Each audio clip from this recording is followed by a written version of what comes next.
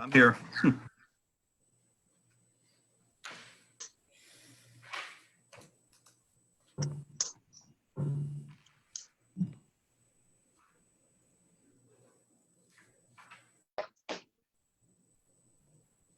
All right, Mayor, you're go. Thank you. Hello, I'm Mayor Russ Carpenter. Welcome to the July 7th, 2020 Richmond City Council meeting. We are on Zoom due to COVID concerns, and we'll begin with a roll call and then an invocation by Council Member and Mayor Pro Tem Christy Cox, and then the Pledge of Allegiance. Mark Ott will say that. Councilman Mark Ott will do the Pledge of Allegiance. Roll call is Council Member Christy Cox present. Here. Is Council Member Robbie Ward present? Yes. Is Council Member Mark Ott present?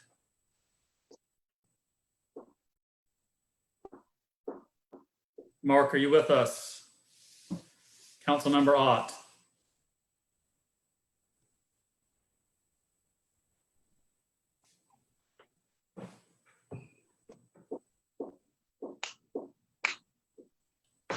And Council Member Scholar, are you with us? Council Member Scholar.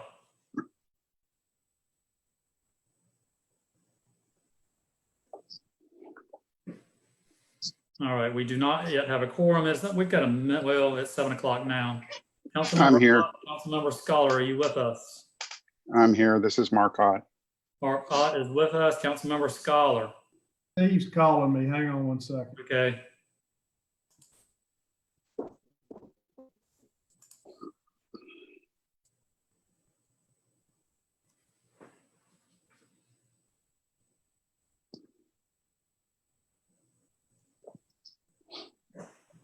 Wow.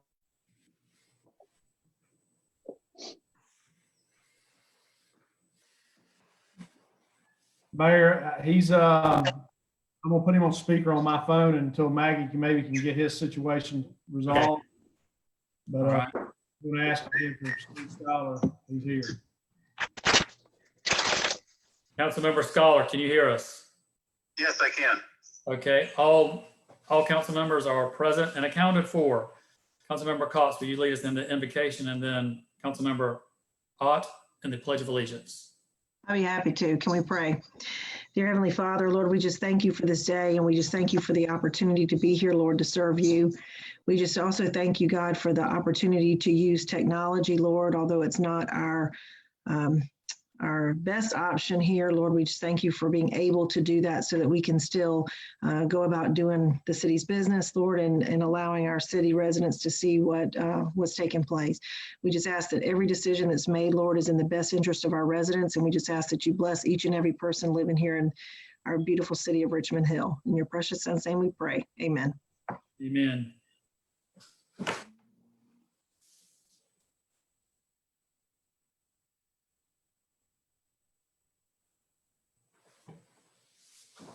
Mark, you're muted.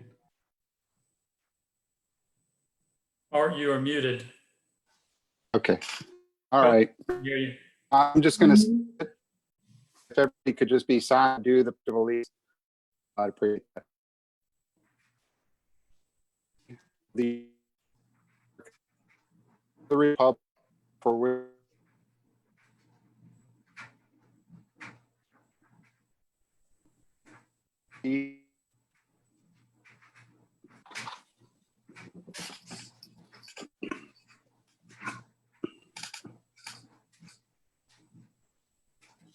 Thank you.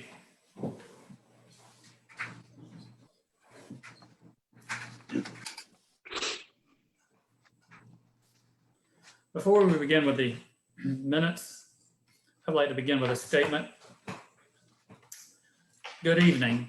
As we discussed, rising COVID-19 cases in our area necessitated that we hold this council meeting virtually through Zoom. The numbers are increasing. We are now regularly hearing of friends who have tested positive for COVID. Coronavirus did not go away. However, the Georgia football season will go away, and many other things that we enjoy in the fall if we cannot get the spread minimized again.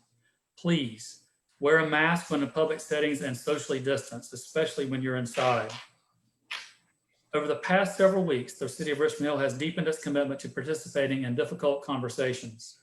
I want to take this moment to update you about our efforts towards creating a more inclusive and fair community. One conversation underway with city leaders and community leaders has been the Robert E. Lee statue at J.F. Gregory Park, which was gifted to the city of Richmond Hill 20 years ago. At the end of June, we announced that we intend to place a contextual marker at the statue. The hope is that this fact-based informational marker will be a starting point for people of all races to have a conversation about the Civil War and crucial lessons learned from that bleak period in our time. We have begun establishing the Historical Marker Committee comprised of area historians to achieve that goal. Additionally, a future project has begun with the local VFW to erect a monument honoring Richmond Hill's fallen war heroes. We received tentative approval from the Bowles family to proceed with our phase 1 plans of Bowles Park.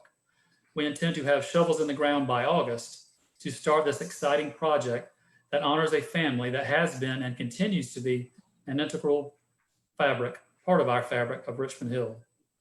Earlier this month, we had the grand reopening of the J.F. Gregory Park Playground, which now offers more accessibility and 2 inclusive play structures, including a wheelchair merry-go-round. Special thanks to the Girl Scouts for proposing these changes to us. We also launched a new feature to our website called Audio Eye to ensure that it is ADA compliant and accessible to all. We are also proud to announce that we are creating a cultural diversity committee, or by some other name, a task force, that will be tasked to undertake projects that will ensure this community continues to respect and appreciates the diversity of all of our citizens. We are working with the NAACP in this endeavor. Richmond Hill has always been a tight-knit community, and our residents often demonstrate their dedication to the well-being of their neighbors. We are close. We are Richmond Hill. We continue to remain unified, and I am certain that we will get through 2020 stronger than ever if we work together and continue to have difficult conversations and come up with solutions that respect each other. We recognize that this is only the beginning, but we are dedicated to focusing on these endeavors. Thank you. Council, you have in your packet the minutes from our last 2 meetings. Are there any questions or concerns for the meeting of June 2nd, 2020? Hearing none, is there a motion to approve the minutes of June 2nd, 2020? Steve made the motion to approve. Motion to approve by Steve Scholar. Is there a second? Second.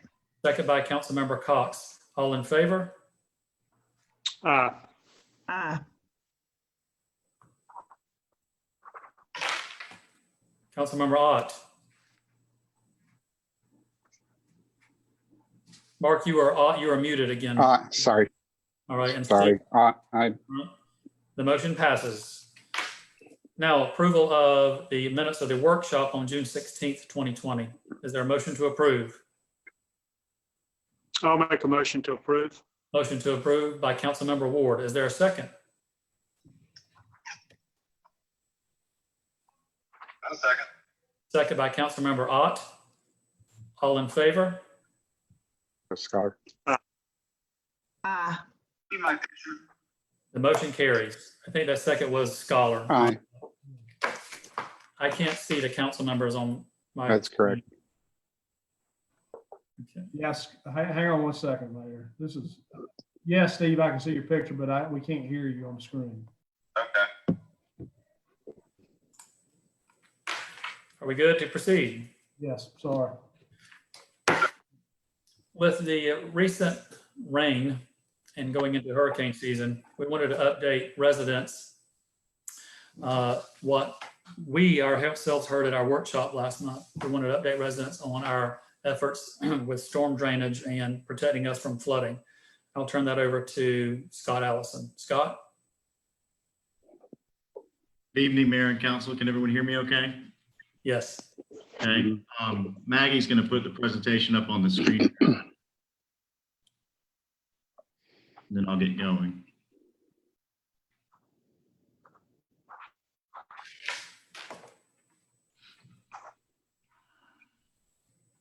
Okay, Maggie, if you can scroll up to the beginning. Okay, as you guys know from the workshop that we had 2 weeks ago, we had some technical experts there, drainage engineers and consultants, along with the EOM staff and city staff to go through it with you guys in detail and very technical detail of some of the efforts we've been doing, recently. Also, kind of an explanation of the rain event that we had a few weeks back, unfortunately, with the 5 inches in an hour, and just kind of what we can do, and to show that we are making effort and show that we can always a do nothing attitude is not the approach to take. I'm not a technical expert. They were here 2 weeks ago, but I do want to do what the mayor asked, which is provide council and anyone on the line with an overview of our stormwater management program. Just as a whole, the efforts that we've been doing over the last couple of years. I'll be brief, but it's going to take me just a minute to get through everything. Maggie, if you can start with the first slide. Okay, just as a recap, in 2009, we had our first stormwater master plan completed. And then in 2014, well, that set some guidelines for us and to make sure that we did things right from a standpoint of stormwater management. In 2014, we were mandated by the EPD to become what's called an MS4 program. It's just an acronym regarding the municipal storm system. It's not the sewer, it's not the water, it's the actual storm drainage system.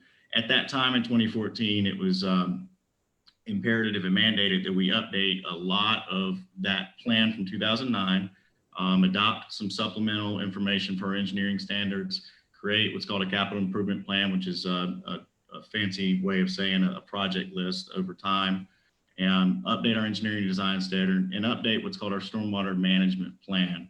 And that's a 250-page document that we have to show them every year in annual reporting that we are, in fact, doing what they've asked us to do. So that was in 2014. We kind of had to, I won't say reverse ship, but we had to, take a turn to being under this mandate, and it wasn't necessarily a bad thing for us. From 2014 to present, we've been focusing on plan implementation and our updates to it. Again, I mentioned earlier, you got the annual permit requirements with reporting to them. That's what keeps us honest. That's that we had to take a proactive approach to stormwater management as opposed to just reacting when we get calls from residents, or as opposed to just things fail. And what I'll focus on in this presentation primarily is 4 main topics: our inventory and condition assessment, our maintenance projects, our capital equipment purchases, and our capital improvement projects. Maggie, if you move forward. Okay, so on the stormwater inventory and condition assessment, we're pretty proud of this. We went through and inventoried our entire storm system. Close to 3,000 structures in the city were inventoried and continue to be inventoried as the system keeps getting updated.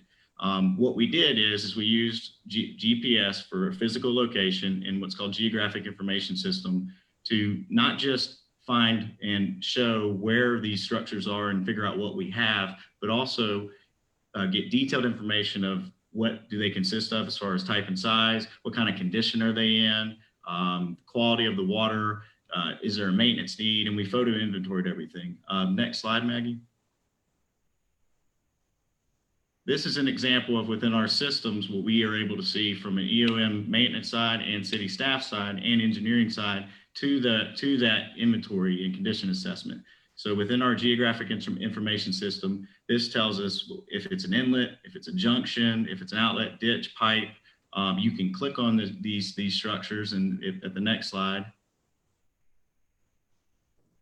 you click on those points and it's going to tell you the condition as well. So not just what is it, it's not just a box culvert, it's not just a ditch, it's actually got structural damage, there may be sediment, there could be debris and erosion. And this is at the time of the initial inventory. And what we do is every year we hit different zones within the city and continually update this inventory and our condition assessment to make sure that we stay on top of it.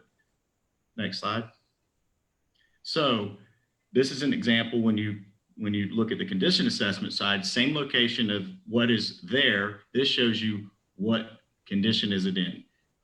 Does it have damage? No. Is it low priority, minor damage, high priority, or severe? You'll see on this one, there's mainly no damage, but there was an area where it had some high priority. So what that did, if you go to the next slide, Maggie, it's able to tie to using the inventory data to either perform routine maintenance, which is cleaning out sediment, which is, just jetting out with the vac truck, you can jet out the pipes. Or is it a capital maintenance, just like the picture that you saw earlier? Is it a cracked head wall, or is it a cracked structure that is a part of the maintenance program? Or is it a major capital improvement project? Is it something that is so severely damaged that it's not only that particular one invert or that one pipe that needs to be fixed, but it's a system-wide improvement that needs to be made. Next slide. So we continue to use that inventory data, and I'm proud to say that we're in the field. The EOM guys are able to utilize iPads, cell phones, and everything, do inspections regularly. That then ties back to the system, and they have large format map books for to mark up actual physical plans and on the iPads. And from there, what they're able to do is it's the inventories in Excel format, and that has connectivity to their work order system. This database that we have talks to the work order database, and work orders get placed based on field conditions that they're finding, along with that first inventory assessment. Next slide. So moving on to the maintenance side, that was the inventory and condition assessment. Some of that led to, again, routine maintenance. Some of it leads to more, capital maintenance, some less routine, but just things need to be fixed and maintained a little bit differently. Again, we can't just sit on, pardon me, there's gonna be a train here in a minute. You can't just sit on it and not maintain the system, or else it deteriorates over time. So we created a dedicated stormwater division after 2014 that has an average annual funding of $550,000. There's 2 full-time staff. Now, keep in mind that there's other departments that are cross-trained for, stormwater management from the streets department, or really a lot of the UM staff can bounce around to if there's major stormwater need, but there are 2 dedicated people constantly within that department. There was also added some additional civil engineering services. Some of the maintenance needs that are required an engineer to look at, just to make sure that we're improving the system instead of just putting it back the way it was. Also dedicated equipment and vehicles. From there, council, there's been more than even what I have listed here, some capital equipment purchases. You'll see even tonight, an excavator for drainage maintenance and improvements at about $180,000. There's a critical small excavator that was purchased for the roadside and subdivision cleaning. That's where space is limited. Not all the areas you can get a larger excavator in. And around here with all the ditches, those are critical equipment. That's $75,000, like I mentioned. And another very important piece of equipment that we have is our vac truck services that are provided by the EM contract. It includes a 2-man crew and equipment, and that's about $51,000 annually. That's the image on your bottom left. That can pull debris out of those pipes. It water jets and cleans out the pipe system. Same thing that the mini excavator and the excavators do in the ditch, it can do inside the pipes. Next slide. Okay, so I've gone through the capital maintenance program. This one ties to more longer term, multi-year projects, more high dollar projects. There's also some larger maintenance needs that are identified in the capital improvement program. This is a living document that we update continuously. Again, circle back to our inventory and the inspections that are constantly being done. These guys are out there every single day working. You might have noticed even today off of Timber Trail, they've been in the ditches off of Sterling Creek. That's been scheduled maintenance, and the equipment's out there. The Mini X is out doing its thing. It's a multi-year plan for improvements. It's by basin, which I'll explain briefly, and it's got maintenance and improvements. And these projects are identified to address the system-wide needs. Next slide. So briefly, the completed and ongoing projects, everything's broken down into basins. That's just for, in layman's terms, the basin is separated based on where the water eventually goes to, how it's conveyed. So basin 1, for instance, is the areas that you'll see, like Blueberry, Richmond Place, that it gets into their ditches and leads directly out to the Ogeechee. Basin 2 gets in the ditches, gets into Sterling Creek, gets to Fort Stewart and heads out. 4 gets into Sterling Creek, into the Ogeechee from there. Basin 5 gets to the Ogeechee. Notice I keep saying everything gets to the Ogeechee because that's where eventually all of our stormwater goes. And it's what canals or major canals are within each basin that serve as kind of like the main artery to get it there. Like for instance, Basin 4 that we've been talking about at the workshop is Sterling Creek. So it's smart to separate these because just because you go and dig a ditch out in basin or in an area of the city, I won't even talk about basin, but in the area of the city, doesn't mean it's going to improve another if none of that stormwater gets to the other area. So the completed and ongoing projects, you'll see that they run across each of the basins, primarily consist of a lot of sediment and debris removal. And when it says conveyance maintenance, that's getting in there with the pieces of equipment and really redoing those larger canals. There has been some road work in elevating the roadways that flood at the entrance to neighborhoods and connecting pipes to help alleviate. Additionally, entrance pipes upsizing at the front of neighborhoods. We've purchased property in Basin 4 where it says open space acquisition and preservation. That's the property that was purchased adjacent to Sterling Creek off of Timber Trail. It's helped tremendously in getting in from an access standpoint. And also some culvert enhancements that is in engineering as we speak. Actually, it's bidding as we speak in Basin 5. Next slide. Okay, so before I talk about what we've got planned, there's some other considerations to improve drainage that, question is, what else can we do? So recent survey and study results that show that a majority of the areas that flood are below what FEMA has established recently as a flood elevation of 12. The roads in a lot of those areas are at elevation of 9. That's 9 feet above sea level. When I talk about elevation, it's how many feet above sea level. And unfortunately, the houses are built up slightly from that road, so many of them remain under the 12-foot elevation. So during very substantial flash flood events, coupled with a lot of our areas, like I said, everything drains to the Ogeechee. The Ogeechee is tidal, so those tides are going to affect all of our drainage just based on our geography. So if you couple that with high tide, the system gets overtaken in a lot of the drainage conveyance systems. But as I mentioned earlier, council, staff, EOM, all of our engineers understand that a do nothing policy is not the answer. Next slide. So as a result, our current planning and assessment projects, we've been looking at additional property protection and open space preservation. That means buying some of these areas and or during the zoning process, it ties back to it. Some of the zoning for conservation, or some of the parks that you've seen us do, even just the fact that JF Gregory is located where it is really helps that particular basin that it's in, as opposed to it not being developed. We're working on culvert upsize in many areas of Basin 2. The additional easements in that area as well. And primarily, we've been kind of laser focused on Basin 4 because we've seen that that's been an area of more frequent flooding, more localized flooding. So in that area, we've been working on a comprehensive drainage assessment. Even since our workshop 2 weeks ago, we've been out there, with equipment. We've looked at with our engineers some analysis of the kind of by the county ball fields and where that comes into the railroad tracks and how that could be improved to help that overall basin.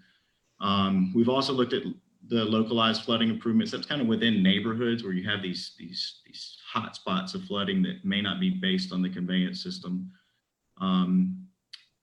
as I mentioned on the previous slide, comparing kind of elevations of the homes and structures compared to where FEMA says it's going to flood. And, you know, it helps us better define what really some of the options are. And lastly, trying to see what money's out there to assist us with this. A lot of this is very expensive, and FEMA has some what they call mitigation grants. So we've been analyzing what works best in that situation, you know, what tools are in the toolbox. So with that, if you have any questions, council, I stand ready to answer. Again, I don't necessarily have all the technical questions for you, but I do know our program and can go through that with you if you have any questions. Council, any questions? All right, there's just a brief overview. Thank you, Scott. And drainage maintenance and mitigation continues as an everyday effort in the city. And it is very important to everybody on council and the city as a whole. Thank you. Administration, Dawn Green. Good evening. I have 2 items for this evening. I have the disapproval of a request from Ben Lee for an alcohol license to sell beer, wine, and liquor on premises consumption only at Three Brothers Chen LLC, DBA Asian Cuisine, located at 13250 Georgia 144. It's new ownership, so we have to do our due diligence. They have passed all the background checks and complying with all the other regulations that we have. Council, any questions? Hearing none, is there a motion to approve? I'll motion to approve. Motion to approve by Councilmember Ott. Is there a second? Steve? I'll second, Mayor. Second by Councilmember Ward. All in favor? Aye. Aye. Aye. And Steve? Aye. The motion carries. Thank you. Again, this next one is a new owner as well. So I have the disapproval of a request by Reena Patel for an alcohol license to sell beer and wine off premises consumption only at Satak Inc., DBA Al Food Shop, located at 8724 Ford Avenue. And again, Ms. Patel has passed the background checks and met the other standards that we have in place. Council, any questions on this approval? Hearing none, is there a motion to approve? I'll make a motion that we approve. Motion to approve by Councilmember Scholar. Is there a second? I'll second. Second by Councilmember Ott. All in favor, we'll do a roll call. Councilmember Cox, Yes. Councilmember Ward, Yes. Councilmember Ott, Yes. Councilmember Scholar. Yes. The motion carries. Thank you. Thank you, Dawn. Finance, Bob Whitmarsh. I'm here. Can everyone hear me? Yes. So Yes. I'm pleased to report the May numbers. So far, we have not seen a decline due to any COVID-19 expected drop in revenue from sales taxes, especially. So our local option sales tax and SPLOST are holding firm, and in fact are above budget year to date. I've got the June numbers, and we had a record month in June as well, which you will not see on this report, but that's all above budget. And so we're pleased to see that. The departments are holding firm on their operating budgets. We're watching the streets budget a little bit and making sure we keep in control over the repairs side. We've done all the road improvement projects for the year. However, they're done. Any remaining roads will be spent as cost. The water and sewer fund continues to do well. The other funds are tracking along as we projected they would. And we're working on the audit. We're getting documents to our auditor to get the final report done for that. Staying busy in the department with those things. So I'll be happy to answer any questions on the specific transactions if you have any for May. Council, do you have any questions for Bob for the May financials? Bob, I have a couple for you. Okay. The hotel motel tax. We're a little bit down on that revenue, are we not? We are, and those, a lot of that was March, April, kind of, we're starting to come back. we have Christie in our meetings, Mark, from time to time, and she's pleased that things are coming back. She can't project the rest of the year, but I think we're going to be close to our budget on that. It could be a decline, but small decline in that. But so far, we're reasonably optimistic that the worst may be behind us. No telling what's going to happen down the road, but you know, we've rebounded pretty well on that area. Yeah. I noticed that on about 35% though. Yeah. It's a little Yep. concerning for me anyway. It is. The And, next thing is, I know that this is a small thing, but I just, Chris, you can probably answer a little bit as well. I know we're cleaning City Hall and the city buildings, disinfecting Uh-huh. them because Right. of COVID. Correct. Where's that extra money coming from to pay for that? And how often are you guys? Real quick, Bob, I'll take that for a second. Okay. We actually will be getting reimbursed through the CARES Act for anything that we're spending regarding COVID. We will not be getting any money back for lost revenue. However, anything that we're spending that is related to COVID, we will get reimbursed. And I assume, Chris, that supplies, labor, everything like that? Yes.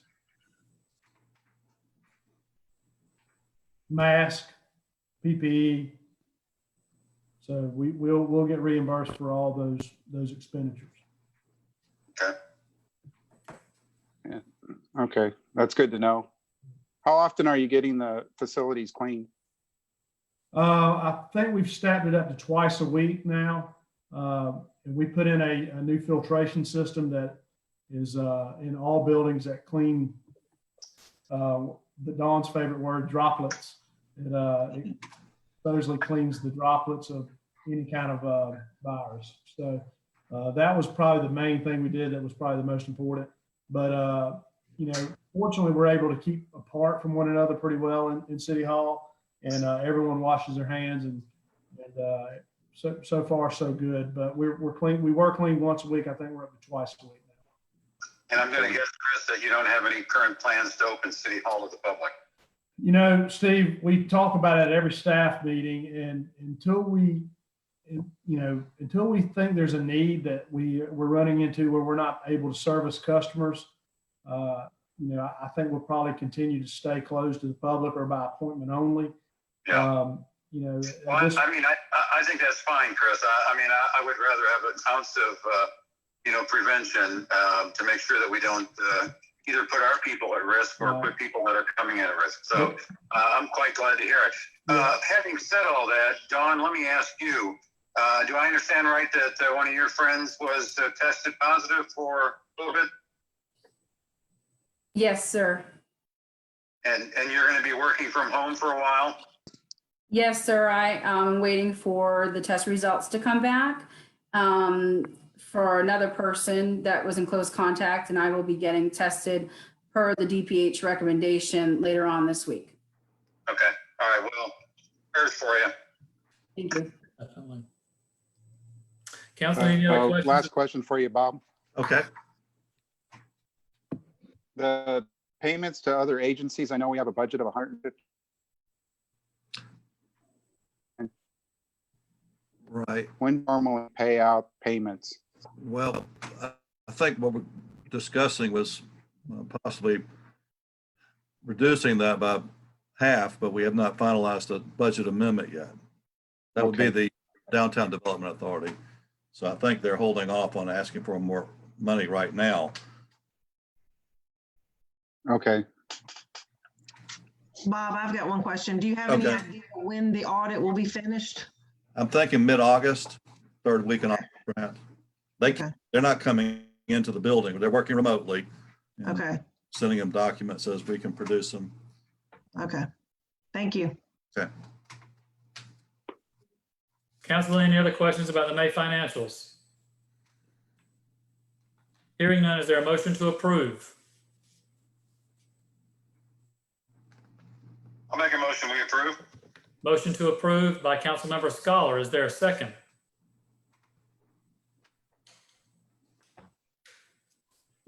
I'll second, Mayor. Second by Councilmember Ward. All in favor, we'll do a roll call. Councilmember Cox, Yes. Councilmember Ward, Yes. Councilmember Ott, Yes. Councilmember Scholar. Yes. The motion carries.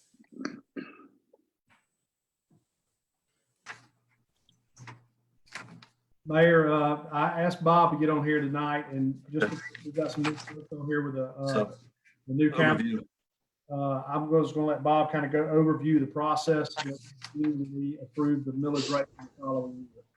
So Bob?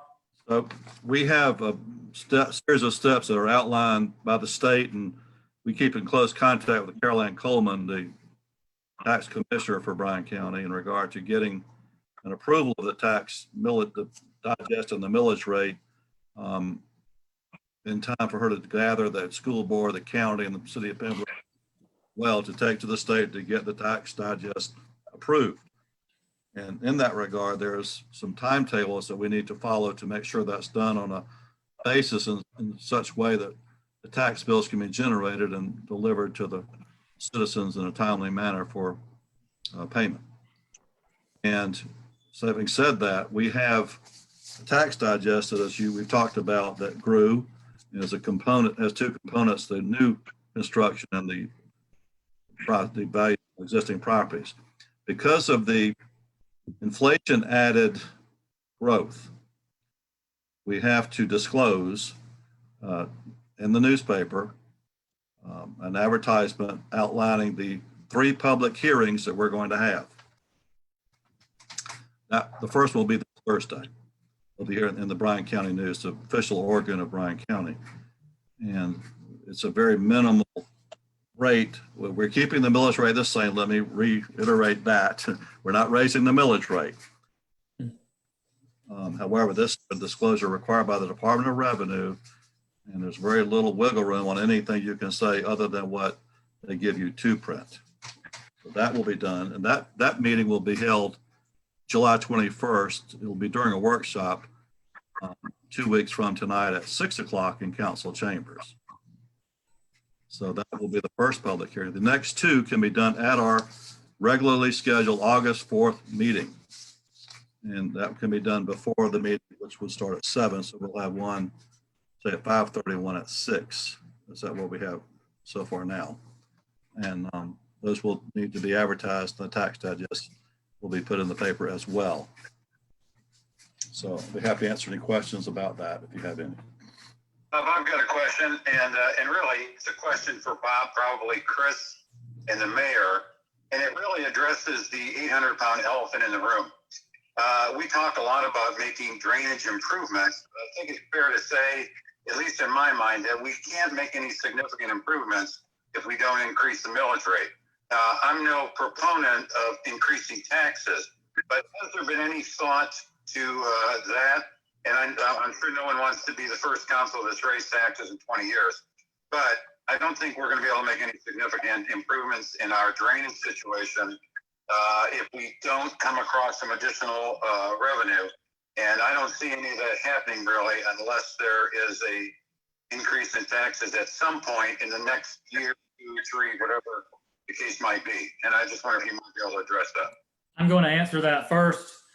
Steve, I'm going to disagree that we are not going after drainage with everything that we have. And I'm also going to disagree that we aren't spending adequate monies on our drainage situation.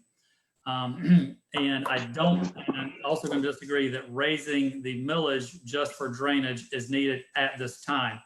If we get into an area or a time where we know we're going to need more money to adequately maintain proper drainage in this city, then yes, I think everybody will unfortunately have to talk about a millage rate increase. Russ, let me tell you that first off, I wasn't saying we're not doing everything we can. I know we're doing everything we can, and I know we're doing everything with the funds that we have. And I would be the first to agree that we've made a significant dent in the problem. I'm just saying if at some point we want to take it to the next level, we might have to consider that. So please don't misunderstand me that I was criticizing any of the efforts that we've done. On the contrary, I think we've done a good job so far. Okay. Thank you, Steve. All right, thank you. Council, are there any other questions or comments about the millage process? There is no vote, but any other questions or comments? No. Hearing none, we'll move on to planning and zoning. Scott Allison. Okay. Mayor and council, as you know, you also serve as our Board of Zoning Appeals to handle any type of variances or appeals that people have within the city. So the first item I have is a public hearing for that. If Mary, you'd like to open that up.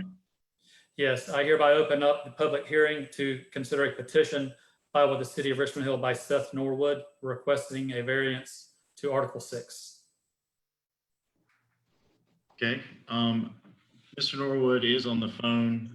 If you guys have any specific questions for him, but first during the public hearing, it's really for he and I to speak. And then when you get into the item for consideration, when we start talking the variances, when you do get into the questions, but I can answer any questions you have regarding our ordinances, and he may be able to answer any questions that you have regarding the specificity of the lot and such. But what you have before you is it's a variance to the Article 6.3 of our UDO. It's regarding a side setback requirement. This property, and it's within your packet, is located in Sterling Woods, Lot 10's address 838 Sterling Woods Drive. I placed a map in there for you. It's right when you pull into the neighborhood. There's a vacant lot there to your left. Simply put, when this neighborhood was platted, the subdivision was done in 1997, there were front, side, and rear setback requirements of 45 in the front, 35 in the rear, and 15 on the sides. The neighborhood was built out, and for whatever reason, there's a couple of lots that remain to have structures put on them. Well, 3 years ago, we did a unified development ordinance, and what happens is there's no structure on the lot at the time of adoption of that ordinance, then whatever the setback requirements that are in place for that zoning district, this one's zoned R1, are applicable to the lot. That works in a lot of areas, but within a subdivision development where every other house has been built to a different setback, and the lots were designed to accommodate those types of houses, it creates geometry issues. In this situation, they do meet our unified development ordinance on the front of 50. They do meet the rear of 40, and they meet the 25-foot side setback on the right side. What the request would be is to go on the left side of the property, and it's mainly to accommodate a covered porch in the rear, but it encroaches into that 25-foot setback and is 15 feet from that left side setback, which goes back to the original plat. The applicant has put in, it's within your packet, their hardship, if you will, reasons for the variance. I've also placed for you the standards for which making these decisions, and you have an image of the request here. I know it's probably small in your packet. Also, just in case the questions came up, I did place some elevations of what the home will look like, just to show it is in keeping with the other homes within that subdivision. Again, this is kind of a, the ordinances are hard to have square peg, square hole for everything. That's why a variance process is. So that's kind of it related to the ordinance requirements. Again, Seth Norwood is on the line and may wish to speak as well. That's up Mr. Norwood, do you wish to speak? I'm here representing the property owner, and we're going to build her house. She bought the property based on the information that was provided to her in the recorded plat. We had plans drawn and spent a significant amount of money getting them drawn to fit the property as it was platted. It was only upon the application for permit to build we found out that the setbacks had changed through the ordinance. And so, Scott and everybody at the city was gracious enough to help us through this process. And we kind of came up with a plan to present and work through it and hopefully provide an acceptable solution to the problem we're presented with. Is there anybody else on the line or in the public that wishes to speak to this variance request? Hearing none, I hereby close the public hearing and reopen our city council meeting for council's consideration of the variance. Scott? Okay. Unfortunately, I do have to read it. So it's the approval, item for consideration is the approval, disapproval of the petition filed with the City of Richmond Hill by Seth Norwood requesting a variance to Article 6, Section 6.3 of the Unified Development Ordinance on side setback requirements. The property is Lot 10, Sterling Woods, 838 Sterling Woods Drive. The property is zoned R1, the State Residential District. Council, I did want to caveat that as part of your, either if it is approved, but as part of your potential approval, that it gets in the record that it's to the variance is to allow for a 15-foot side setback on the left side of the lot. They are compliant with the UDL on every other front, rear, and right side of the lot. It's just that left side. They've been able to make that geometry work. Council, now it's your time to ask questions. Do you have any regarding this variance request? Scott, this is Mark. I'm looking at the plat here. So originally this house would have been fine with the old plat, right? That's correct.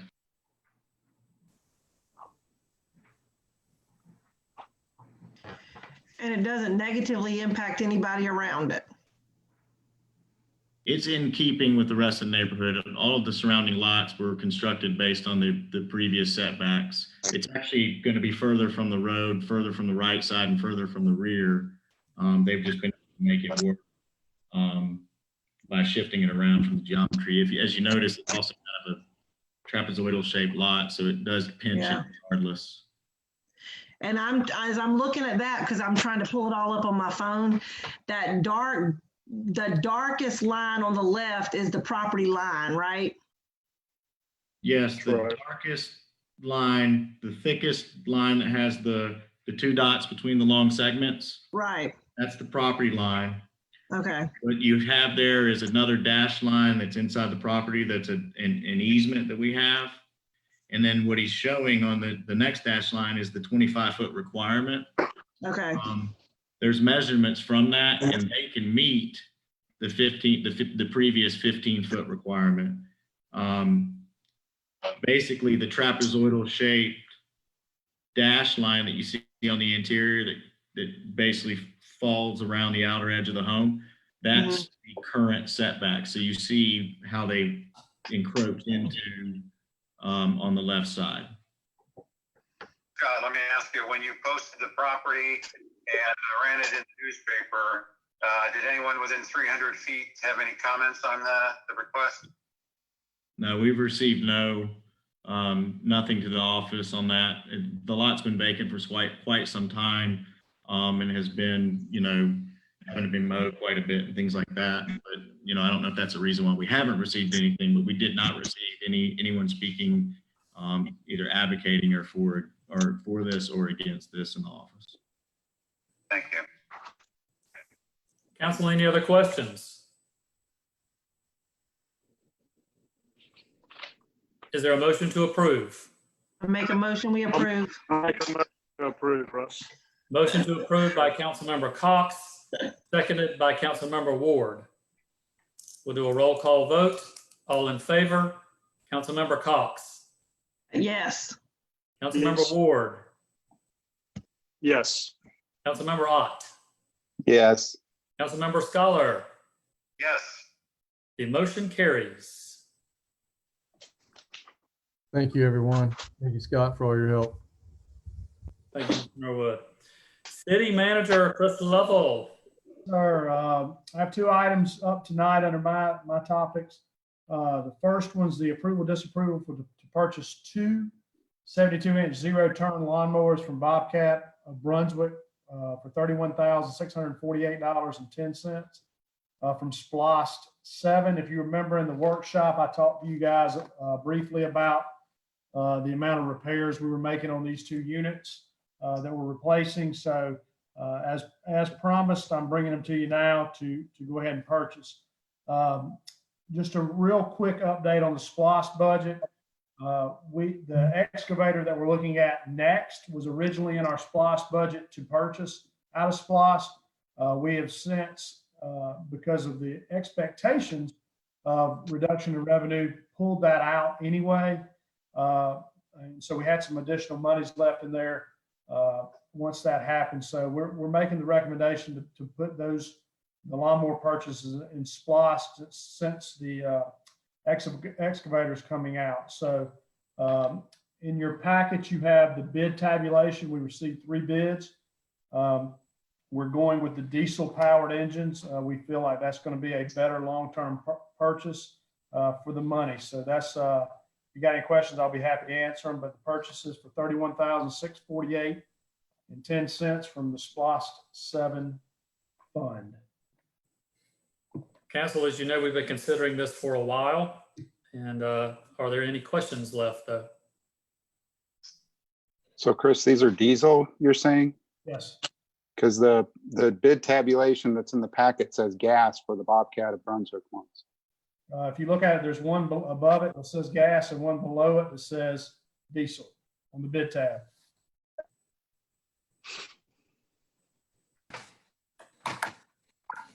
We priced both. The gas ones were $22,853. Okay, Is that not in y'all's package? no. You have this? I've got the 22,853, but it says gas in red in that one. Y'all, do you not have this one, Mark? I think so. Looks similar with the yellow on the bottom. And then the final price, okay, I see. In the yellow part is what you're saying, right? Correct. Okay, That's right. okay. I'm looking at the top part. Oh, okay, yeah. Down at the bottom, we kind of summed everything up into one little bullet point. Okay, now I see across where it says diesel powered engine and then coming across with the 31,648. Okay, sorry about Okay. Mark or any council or Mark, any other questions? No. Council, any other questions for item number 1? Hearing none, is there a motion to approve the purchase of two 72-inch zero-turn lawnmowers from Bobcat of Brunswick for $31,648.10 from Splost 7?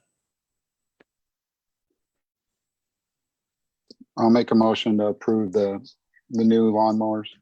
Motion to approve by Councilmember Ott. Is there a second? I'll second. Second by Councilmember Cox. We'll do a roll call vote. All in favor? Councilmember Cox. Yes. Councilmember Ward. Yes. Councilmember Ott. Yes. Councilmember Scholar. Yes. The motion carries. The Number 2. second item I have is approval, disapproval to purchase a rubber track excavator from Synergy Equipment for $178,180. We will be doing a 5-year financing deal paid out of the Splost fund. I do not have the bank financing in front of us yet. Bob and I have been working on that just to kind of let you guys know what the rates, the lowest rate we've gotten so far is 1.75. That's probably the one we'll end up going with. It'll be about a $4,000 closing cost to do that. But at 1.75 interest rate, it's a pretty good deal. So once again, you'll see the bid tabulations on this particular one. We had 4 bids come in. And this one on the bottom in the yellow, you'll see that we all actually added in a delivery or a time until delivery because we rent a piece of equipment that is very similar to this a lot, which is kind of part of what I talked about in the workshop. The rental cost versus the cost to go ahead and buy one. we usually spend about $75,000 a year renting one. That was, we're on pace to do that again. We were just kind of making sure we were going to use it enough to buy it. We obviously are. If you do the math on the financing, it turns to be about $4,000 a month to finance this piece of equipment. So we are going with the Doosan. It's a little bit more money due to the fact that it's going to take a little longer to get it. But after of all the ones that we've kind of tried and rented and test driven, that's the one that seems to fit our needs the best. So I'm making a request for the $178,180. Once we do the financing, we'll bring that back to you guys at the next council meeting to approve the resolution to do the financing. If we'll probably more than likely pay for it and then reimburse ourselves once the need, if we have to go ahead and buy it now and do the financing later. But we've already got our commitments on the financing side. Council, any questions about this item? So we're not financing out of the stormwater fund. We're going out of SPOS now, Chris? No, we're still paying out of stormwater. Okay. Okay. You mentioned SPOS. And I know that was the original intent, correct? The original intent was to purchase out SPOS. We moved it out of the SPOS because we have the room in the stormwater once we do it this way. Okay. And then we're using the money out of stormwater to pay the financing from whatever bank we choose. Right. Right. Okay. That's where I was confused when Yeah. I emailed you earlier. I read it. I saw what you were, why it was worded poorly. So, I was getting ready to interject, but I was letting Chris finish. So anyway, that's why I got confused. I'm like, what are we paying ourselves? But, okay. He just misspoke, I guess, a little bit. Yeah. Council, I'm any good. other questions? Hearing none, is there a motion to approve the purchase of a rubber track excavator from Synergy Equipment for $178,180 with 5-year financing from the Stormwater Fund? I'll make a motion, we approve the excavator purchase. Motion to approve by Councilmember Scholar. Is there a second? Second. Second by Councilmember Cox. All in favor by roll call vote. Councilmember Cox. Yes. Councilmember Ward. Yes. Councilmember Ott. Yes. Councilmember Scholar. Yes. The motion carries.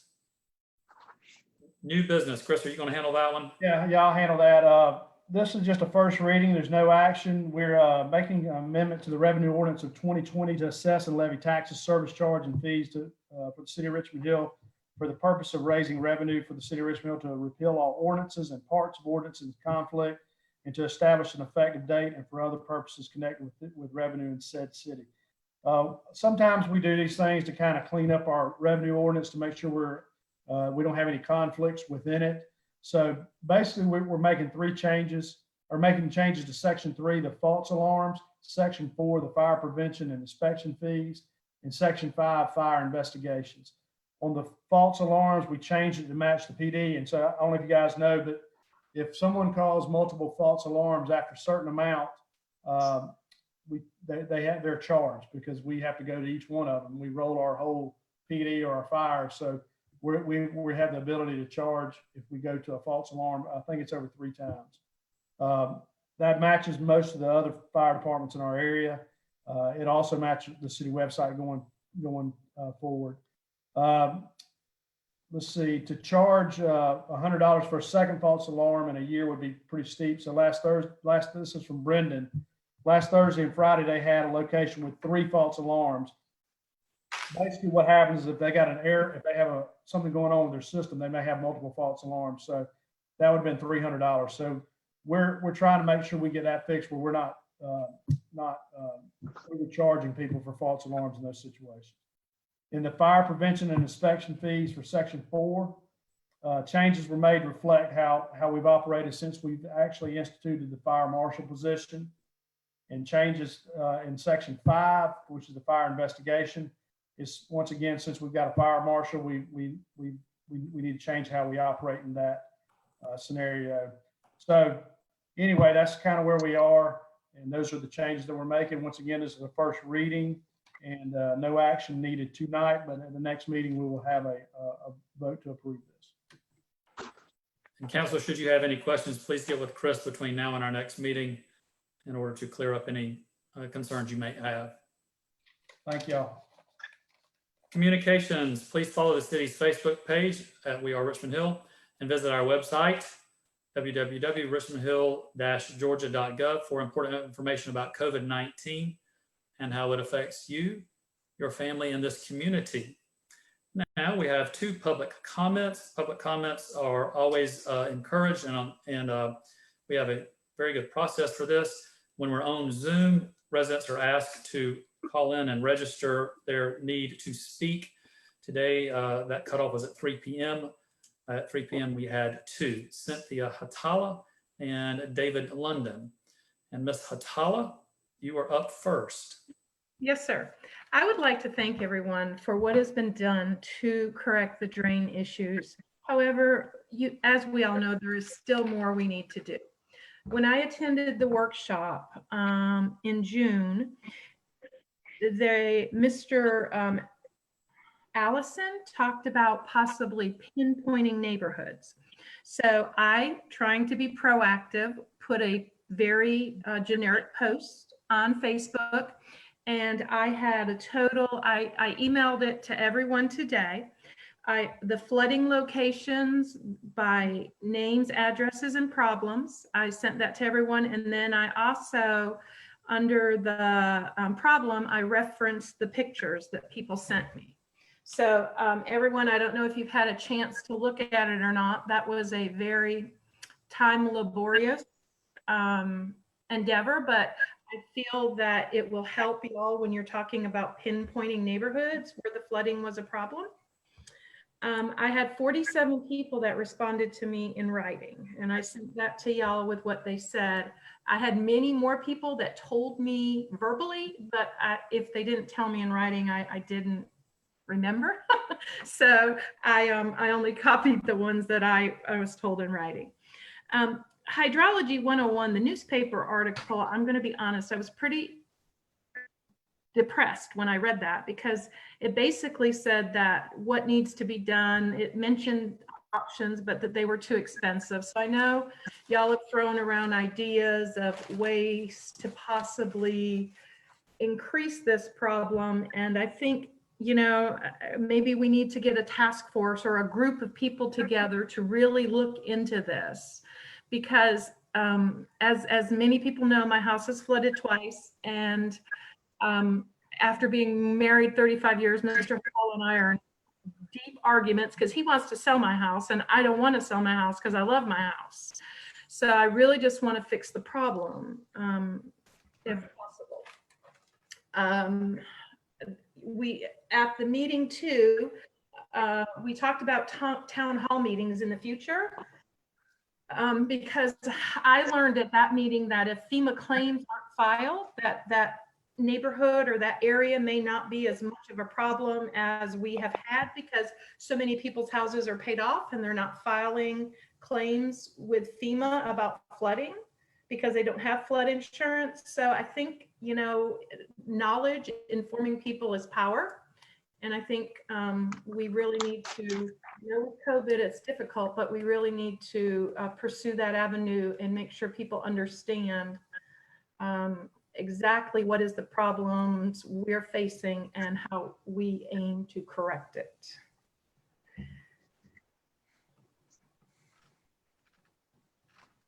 Any questions or anything? Did anyone get to look over what I put together?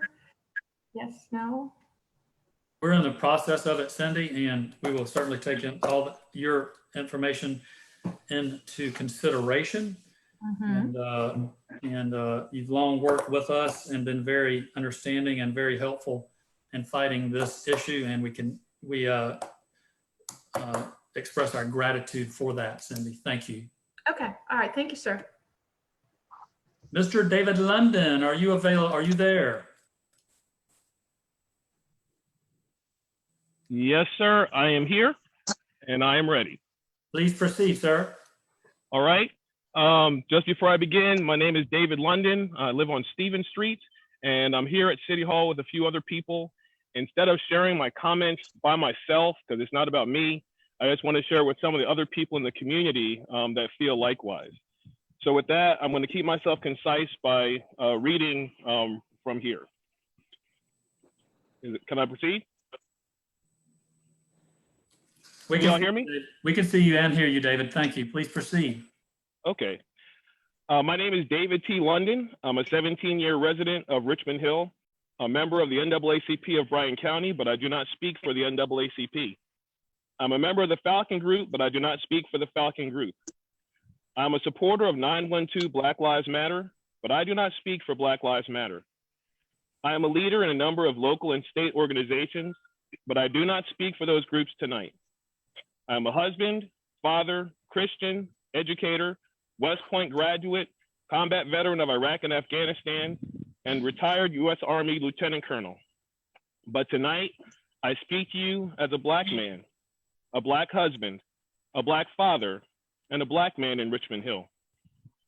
On May 25th of this year, a Black man in Minneapolis, a Black man only 3 years younger than I am, was murdered when 3 police officers kneeled on his neck and body for 8 minutes and 46 seconds. In the 43 days since George Floyd was murdered, the citizens of our nation and the residents of Richmond Hill have shined a light on policing and systemic racism in our society. I am grateful that all of you, Mayor and Council, participated in the June 1st Richmond Hill peaceful protest organized by the Falcon Group to stand with the citizens of Minneapolis, to stand against systemic racism, and to declare that Black Lives Matter. I am also grateful that our whole Richmond Hill community participated in person or on Facebook in the June 13th Black People Have Always Been Here historical presentation about Richmond Hill's rich African-American history. In addition, religious leaders, community leaders, elected officials, and city staff, to include Mayor Carpenter and Police Chief Shores, participated in online forums on racism that were broadcast through Facebook to our Richmond Hill community. Facebook has been ablaze with candid, sincere, sometimes raw, and sometimes confrontational discussions about what constitutes systemic racism, the many issues that surround it, and whether systemic racism exists at all. It has been a mind-blowing, fast-paced, and unprecedented 43 days. And as a Black man in Richmond Hill that sees the systemic racism and its effect on Black people and our whole community, I pray that we actually do something at the end of this community-wide discussion. To that end, I offer several initiatives to our city and our greater Richmond Hill community that we can implement to send a message that systemic racism has no place in Richmond Hill anymore, and that together, Black people and white people, Indigenous folks and transplants, old people and young people, and people of every ethnicity, gender, and persuasion can and will work together to rid our community of systemic racism. I've spoken to members of the NAACP, the Falcon Group, the City of Richmond Hill, and the community at large over the last 12 to 18 months to gather these initiatives, and there's a lot of support for them. So let me share them. First is requesting a city proclamation. Words have meaning. Ladies and gentlemen, words need to be said by this city to mark this spot in history so that our children and our children's children and their grandchildren know what Richmond Hill was about during this critical point in our nation's journey of democracy. In that proclamation, I would ask that we state opposition to the indifference and systemic racism that allowed 4 police officers to casually kill George Floyd by kneeling on his neck and body for 8 minutes and 46 seconds. The second point of that proclamation I would ask to be that Richmond Hill proclaim continued determination to recognize and mark the vital role Indigenous Black people played in building Richmond Hill as enslaved people. The third point of that proclamation, acknowledge that those Indigenous families were never able to enjoy the monetary fruits of their labor once their enslavement ended in Georgia. Point 4, memorialize the racial history of Richmond Hill by placing comprehensive historic displays at the sites of the Craft School for Agricultural Sciences and Farming, the Carver School, where local African Americans attended primary through secondary school grades once their enslavement ended in Georgia, and in other places as may be appropriate. Number 5, conduct a review of our arrest and sentencing data to identify any racial disparities in those areas. Number 6, review and revise the policies of our police department to promote officer discretion and accountability, reduce use of force, and advance a community policing model. Number 7, task our city manager with ensuring diverse and inclusive hiring for all departments and require implicit bias and race equity training for all staff. And the 8th point of this requested proclamation, proclaim that the city will work collaboratively as you are with residents, local businesses, and local organizations to dismantle systemic racism in Richmond Hill and appoint a committee of volunteers to identify further steps the city can take to advance racial equality and reduce inequality in our city. That is request number 1, and the others are much shorter. Initiative number 2 is to continue the great work of Richmond Hill historical bodies in expanding the inclusiveness of Richmond Hill's diverse history. We need to continue the work of last year's historical survey that established our historic preservation district so that it can mark even more buildings and sites representing Richmond Hill's rich African-American history. Establish closer relationships with key organizations working directly with trying to protect the African-American history of this region. Continue to invite residents to be a part of this important work by joining our historical preservation bodies. People need to join these bodies and not just sit on the sidelines. Now, I got to tell you why I came here today. I was moved to tears a few weeks ago as I heard the stories of our community's history and heard that archaeological evidence that refutes how we've been telling the story of the Ogeechee River's people, it was intentionally covered back up. And for that reason, I said, I have to come to the good people that I've come to know as mayor and city council to share ideas that came to me and were shared with me by others in this community. I want to work with the city, with historical bodies, with the community at large to close the loop on that archaeological evidence that I just mentioned. Initiative number 3, move the Robert E. Lee statue out of J.F. Gregory Park. The statue was removed from the Ford Plantation many years ago when the Ford Plantation sought more diverse homeowners and was concerned that the statue might offend potential buyers. The statue does offend many homeowners and residents of Richmond Hill. I have to applaud the efforts that the city is already taking to address this issue, and they're doing so alongside of so many in the community. Initiative number 4, ban public display of Confederate flags anywhere in the city. Just last week, Senator Lindsey Graham of South Carolina defended NASCAR and Bubba Wallace, one of the sport's top black stars, as they banned display of the Confederate flag at NASCAR events. In June of 2015, Governor Bentley of Alabama ordered the removal of the Confederate flag from a memorial site on the state capitol grounds. In June of 2015, Governor Haley called for and implemented the removal of the Confederate flag, saying that while the flag was an integral part of our past, it does not represent the future of South Carolina. And she said, we are not going to allow this symbol to divide us any longer. Endorsing then South Carolina Governor Nikki Haley's call to remove the flag were Kentucky Senator and Senate Majority Leader Mitch McConnell, Republican National Committee Chairman Reince Priebus, Senators Lindsey Graham and Tim Scott, former South Carolina Governor Mark Sanford, and governors and then presidential hopefuls Scott Walker and Rick Perry. And among the legislators speaking in favor of removing the flag were State Senator Paul Thurmond, son of Senator Strom Thurmond, whose 1948 Dixiecrat segregationist presidential campaign helped to politically repopularize the Confederate flag. Lastly on this point, following the Charleston shooting, the retailer Walmart announced that it would no longer sell items with the Confederate flag on them. Shortly afterward, Amazon, eBay, Etsy, Sears, Kmart, and Target announced that they would also be removing the Confederate flag from items for sale. As I stand out here and it's nice and moist, I have some sweat in my eyes, so I have to go ahead and remove that, ladies and gentlemen. So please excuse me as I do that.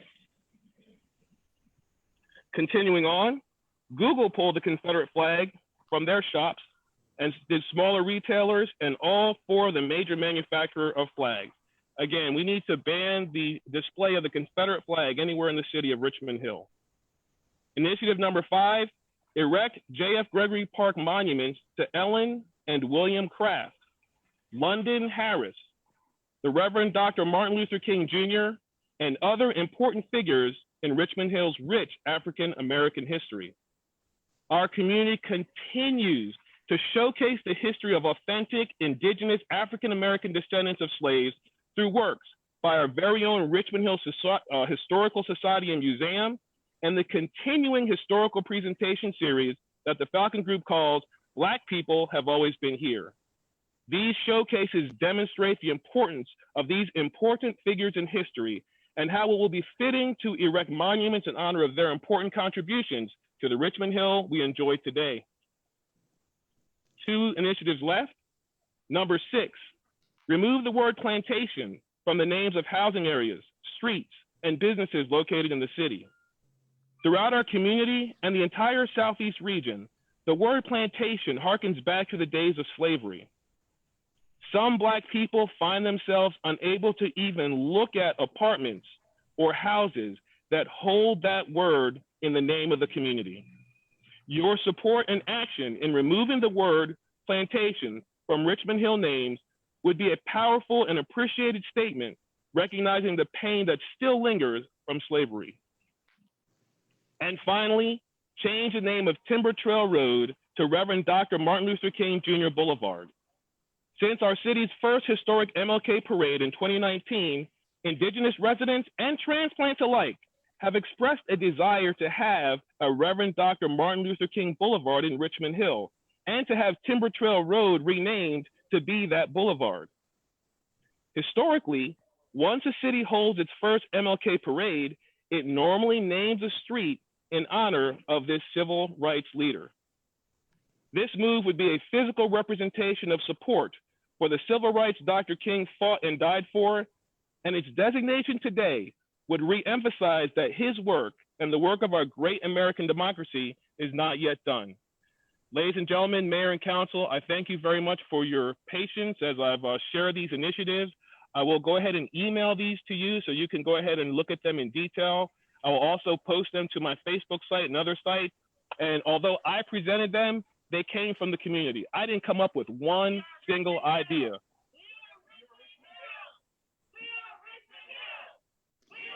David, we thank you for your Richmond Hill diligence and your insight. And certainly we will give full consideration of your initiatives. Thank you, sir. Thank you. And one last thing I'd like to say, I am very proud of the way that my city government and my community is approaching this question of systemic racism. Some people see it and some people don't. But what I'm glad about is that everyone is willing to at least talk about it so we can move forward. So thank you, Mayor, thank you, Council, and thank you, Richmond Hill. Thank you, David.